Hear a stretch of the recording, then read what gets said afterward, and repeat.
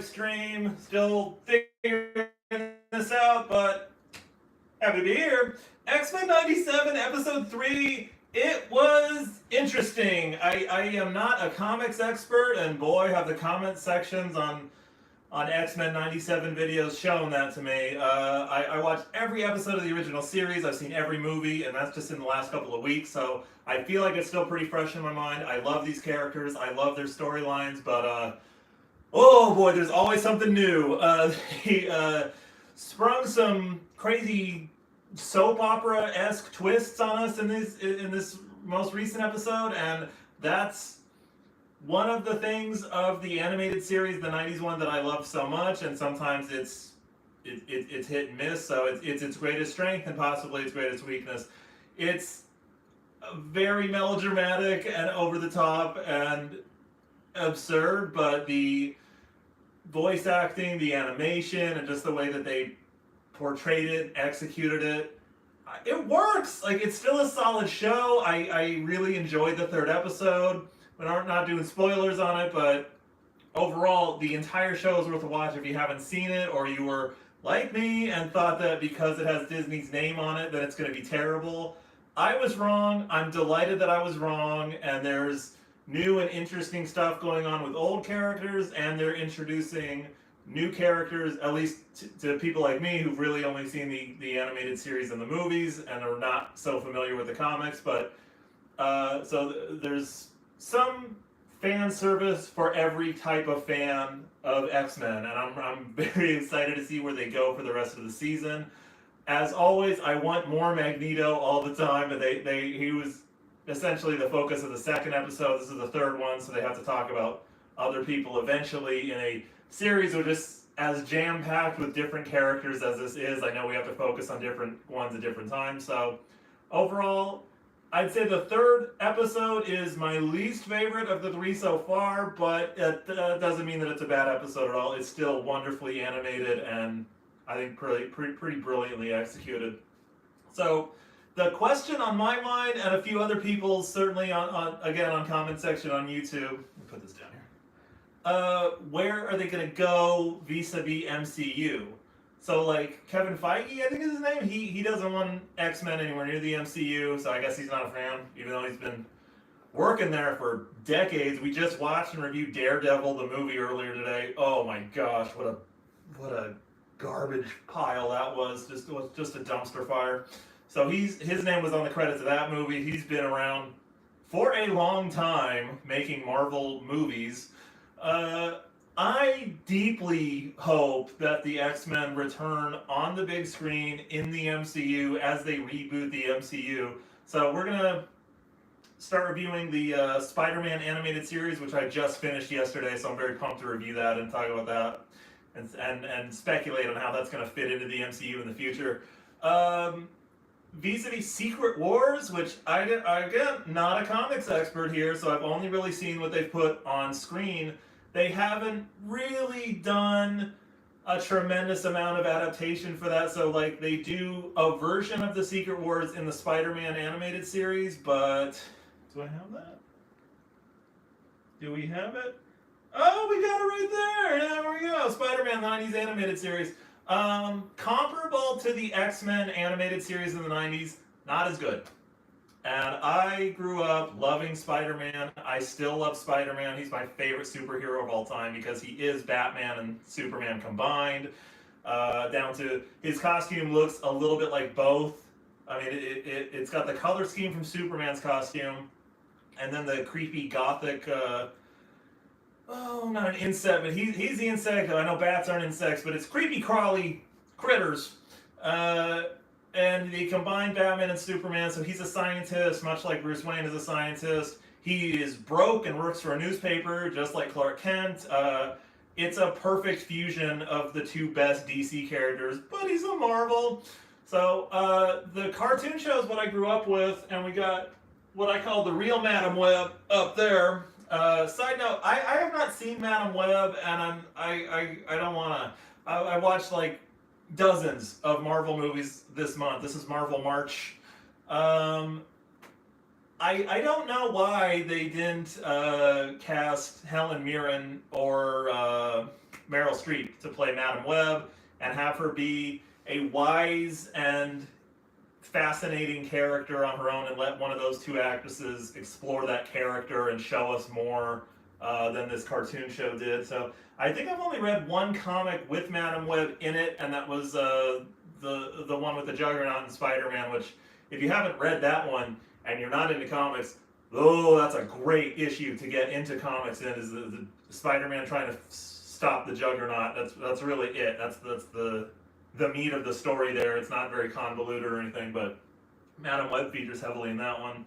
She features pretty heavily in the last two seasons of Spider-Man the Animated Series. So the first season is probably the best, and they exhaust most of the best characters. They introduced most of the best characters, and they get into some of the better storylines, I think, from the comics in the first season. And the second one's not too much worse. The third and fourth seasons of Spider-Man the Animated Series were really hard to get through.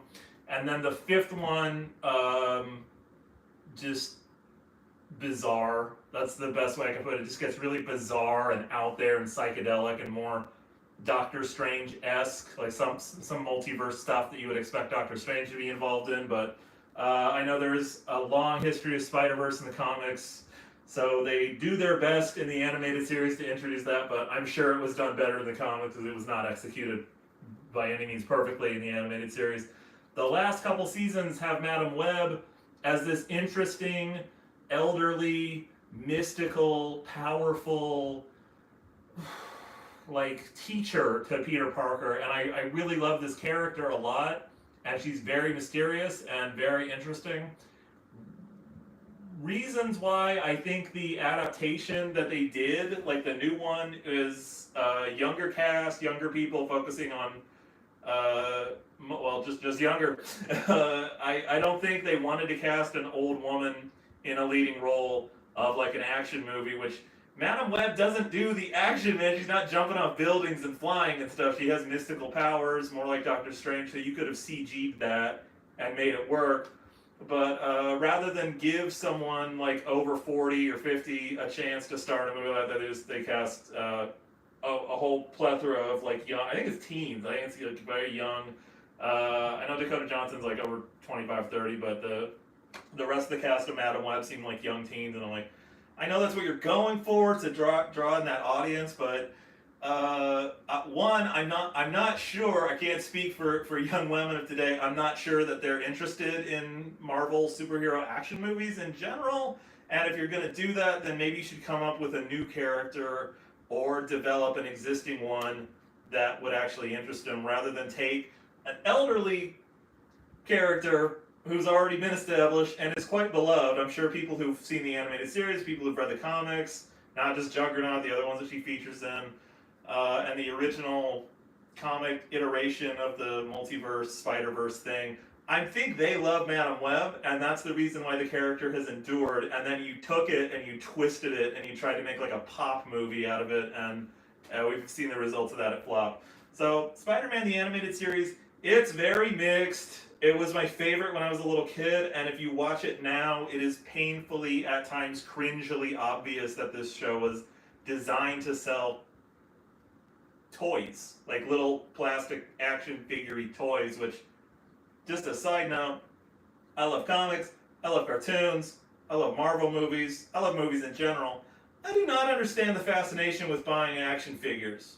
We didn't understand it when I first heard about it, and there was the Never Removed from Box episode of Dexter's Lab, and they made fun of people who buy the Never Removed from Box toys. So you buy toys, and then you don't play with them, and you keep the packaging. And they made fun of this again in Toy Story 2, and they should make fun of it because it's ridiculous and it's worthy of ridicule.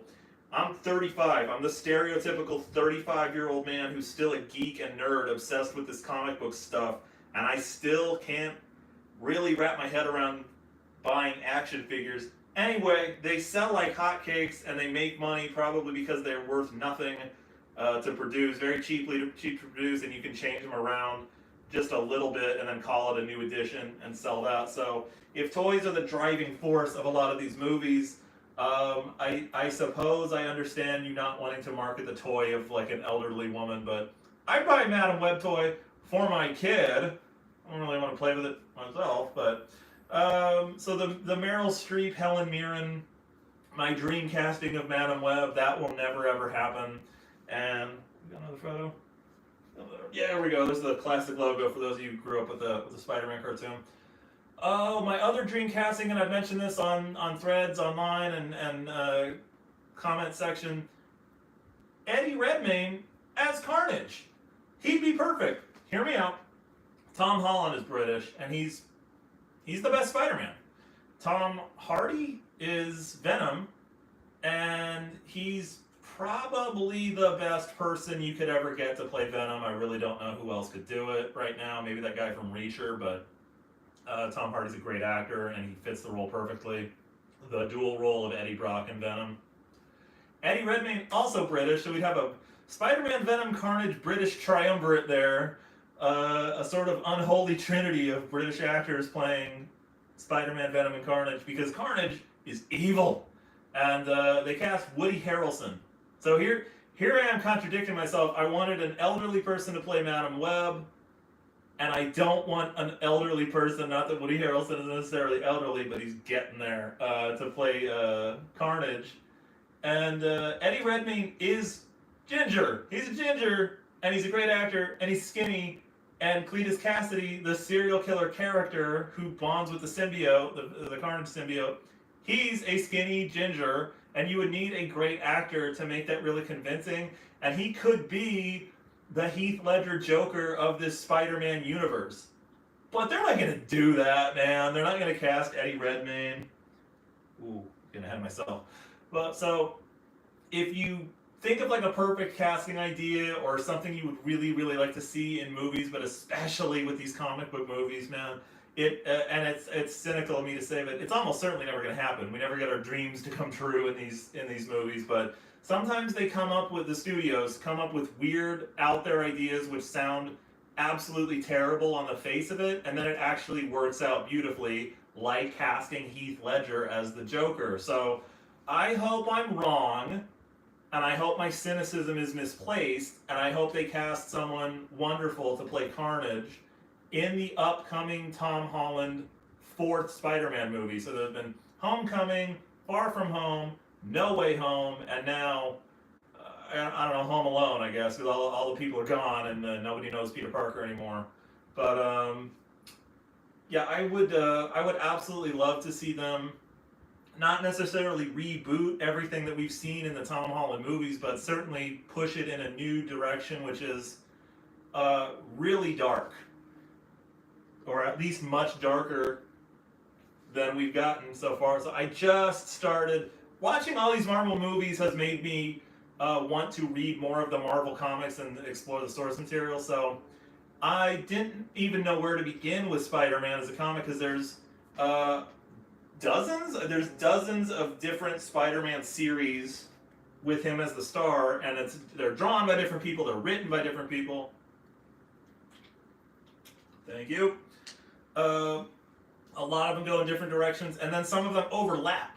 So like, we just did a review of The Trial of Peter Parker, which when I was a little kid, I thought that was just like a 4-issue arc, and then they moved on to something else, but that 4 or 5 issue arc was existing within the larger, insane arc of the Clone Saga, which they kind of touched on that in the animated series, but it's convoluted and messy, and from what I've read, it's not anyone's particular favorite era of Spider-Man.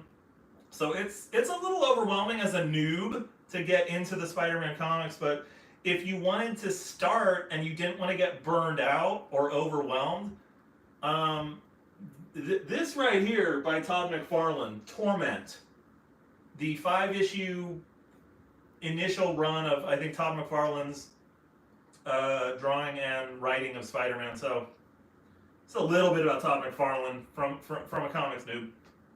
He did Spawn, and that's incredible right there. That's all I really need to say about him. But he is an insanely talented artist. If you could see just how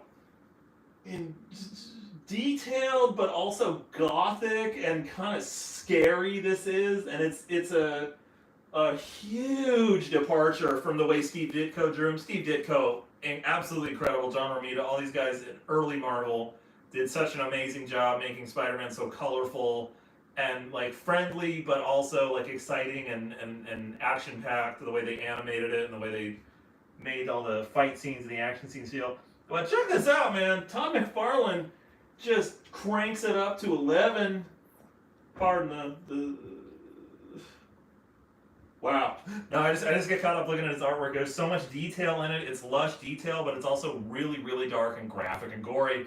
And the stories are, at least so far, I've only read Torment. Now I'm getting into the Hobgoblin two-parter, but whoa, it is much more grown up, but also more exhilarating than a lot of the Spider-Man comics I've read. So I've gotten pretty far into the original 60s one. Back in the day, I had like a few issues of the omnibus or whatever, so you read like maybe a few dozen, and most of them are like, forgive me, they're like Saturday morning cartoons. They're written by Stan Lee, my hero, a legend, absolutely love the man. But it's the early 60s, and it's a cartoon, it's a comic book, so it can't be super gory. It can't be. I mean, after I think there's like a comics code thing that they started doing in the 40s because all the detective stories are getting a little too gory and gritty. So, as far as I know, comics started out super gritty. Then they came and cleaned it up and made it basically censored. There's a lot of censorship going on. So everything's squeaky clean and cartoony and geared towards kids, starting like probably 50s, 60s. And as we move on, it gets like a little bit grittier, but it's still mostly kind of corny until you get dudes like Todd McFarlane in the 80s and 90s. So just dark and a refreshing change of pace from the kind of sunny, bright, cartoony feel of Spider-Man that we got back in the day. Give another one there. But yeah, I'm absolutely loving the Todd McFarlane comics so far. If you get a chance, go to readfreecomics.org and check them out. That's not to knock the original ones, which are beautifully animated and really fun to read as well. And I know, having not read them, I know there are a lot of love and respect for the 70s arcs. So you got, Gwen Stacy and the Goblin and all this other stuff going on in the 70s. So there's a lot of really good and incredible stuff in early Spider-Man. But as someone who's, again, for the billionth time, just really getting into comics, so getting a little bit more serious about it, Todd McFarlane 90s, they copied this look for like the rest of the decade and a little bit after that. So this like gritty but incredibly detailed and kind of gothic, graphic, dark look to it. And I think now if you pick them up, it's like a brand new Spider-Man. First of all, it's printed on like glossy magazine print, and it's a little more computerized, a little more polished, and a little less, terrifying. So I'm always thinking like, should I read this to my daughter? When my daughter turns 4 or 5, we start reading like little stuff to her. Like, it's not suitable. The Torment arc, the 5-issue arc that I've read so far, and just the cover of the Hobgoblin one after it is so intensely scary and violent. Like, I wouldn't show that to a kid. We'll switch them off from Spider-Man forever. And Spider-Man's not supposed to be a scary book or a scary story or a scary character, but it could be. So the dream then, moving on, you'll remember that's the last suit that he wore from the last swing in No Way Home. So that's the last look that we got at Spider-Man from the last movie he was in. And I absolutely love it. I went back to theaters when they re-released it just to basically see the final swing. The movie's cool, but the suit looks just like the way Steve Ditko drew it up. I'm interested to see where they go with it because No Way Home was a little bit darker and scarier and bigger scale than the previous Tom Holland ones. And Tom Holland, though he still looks 12, he is grown up and he is older. So, and he's not a bad actor, and he's certainly great for the Spider-Man role. What are they going to do with him moving forward? This is the opposite of rumor control. I don't have the facts, so it's basically just me spewing speculation and rumors. But we can hope. We can hope and dream. My hope and my dream is that they cast Eddie Redmayne as Carnage, and they bring in Tom Hardy as Venom, and we get this awesome, dark, Todd McFarlane-esque semi-reboot of the Spider-Man world. Not a Spider-Verse, not a multiverse. We let the cartoon movies handle that. And they just make like a really, really solid Spider-Man movie with those 3 actors. And I don't know, some kind of crazy twist or something. So Sony is still trying to do the Sinister or Insidious 6 movie, and yeah, No Way Home is as close as I think we're ever going to get to a cohesive movie with all those characters, or at least like a whole bunch of Spidey villains all teaming up at once. So I have very, very high hopes for the Spider-Man movies moving forward in the MCU, or at least one more with Tom Holland. That would be great. So we got 3 so far. The 4th one I'm hopeful for. I hope we get 5. I really hope we get 5. No actor has ever stuck around to do any more than 3 anyway, so unless you count McGuire and Garfield coming back. But I'm very, very excited about this, and it's apparently going to start filming later in the year. That's one of the concrete things that I've heard, and they haven't really released any solid, reliable information about it, so everything's just speculation and hopes and dreams. But that pretty much does it for this week. So if you get a chance to recap X-Men 97, it's pretty good. Go to freecomics.org to check out the Todd McFarlane runs of Spider-Man. He's the artist and writer, which it's usually one or the other, and they team up with someone else. So he's like a double talented, fantastic, wonderful legend of the comics industry, and he did this great, incredible run on Spider-Man. So check out Torment, those 5 issues. The 90s Trial of Peter Parker, I'm gonna probably tell you to skip it. That would be for people who grew up with it as a 90s kid like myself, or if you're just obsessed with all things Spider-Man, go for it, check it out, because it is well drawn. It's just not well written. So, pretty helpful on Spider-Man 4. Thank you guys so much for this channel growing. We had our most viewed video just a week or 2 ago, and we're still expanding. We're getting, I think, a lot of progress going here, and that's all thanks to you guys. So have a good one. Later.